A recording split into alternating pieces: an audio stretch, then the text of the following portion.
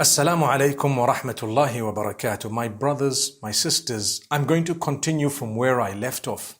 We were saying the days are not all the same in terms of virtue in the eyes of Allah, nor are the nights. The months are not the same. So if you were to be asked which is the most sacred of all months, the answer is Ramadan. If you were to be asked which is the most blessed of all the nights, the answer is the night of Qadr, the night of power or decree. If you were to be asked which is the best day of the year as Muslims, what do we believe? Well, the best day is the day of Arafah, without a doubt.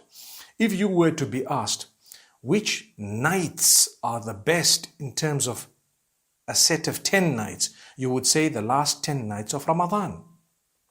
If you were to be asked which days are the best 10 days in the year, you would have to say the first 10 days of Dhul Hijjah. Now, where do we get this from? We get it from the hadith of Ibn Abbas radiallahu anhu, where he speaks about what the Prophet ﷺ said. He says, "Ma min ayyamin," there are no days wherein which good deeds are more loved by Allah except or than the first 10 days of Dhul Hijjah. "Ma min ayyamin al-amalu salihu fihinna أحب إلى الله من هذه العشر." There are no days besides these 10 wherein Allah loves good deeds more. So this would mean do as many good deeds as you can during the day. Which days? These 10 days of Dhul Hijjah. Now, this is something amazing because the Prophet ﷺ has taught us about these 10 days. In fact, Allah subhanahu wa ta'ala mentions their virtue in a certain way in the Quran. If you look at the oaths that are taken by Allah Almighty, He doesn't take an oath except by that which is extremely important and He wants to highlight something about it. And only Allah is allowed to take an oath with those things.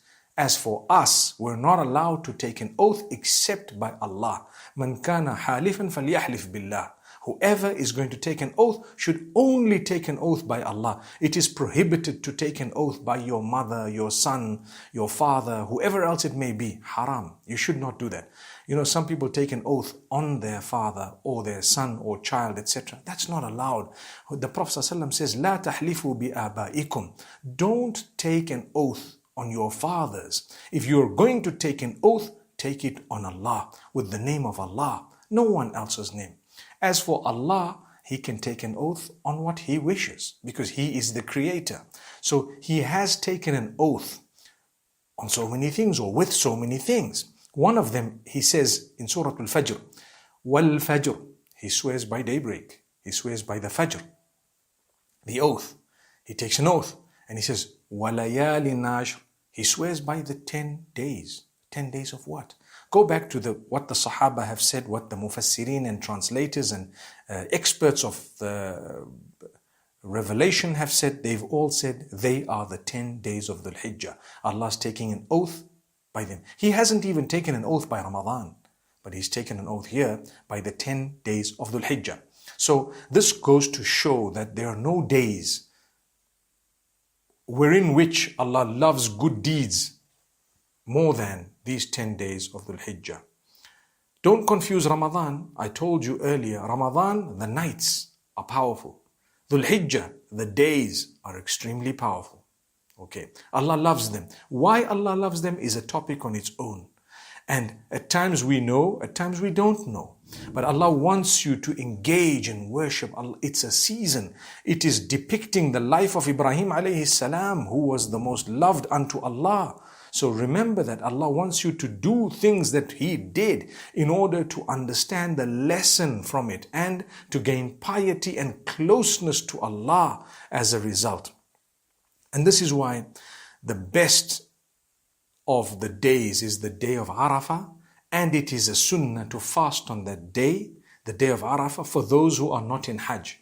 And on that day, if you were to fast, you will get a reward, or you will get a reward of the sins, the minor sins of the current year as well as the next year wiped out.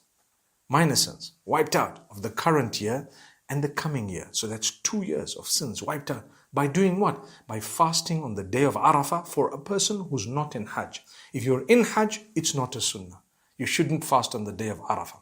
But if you're not in Hajj, you should try that. The 9th of Dhul Hijjah, wherever you are, the 9th of Dhul Hijjah is the day of Arafah. May Allah grant us the ability to fast on that day, and may Allah subhanahu wa ta'ala accept it from us. Let's make an intention from now, and let's understand we definitely need to do what would please Allah during these days. May Allah bless you all. أقول قولي هذا وصلى الله وسلم على نبينا محمد.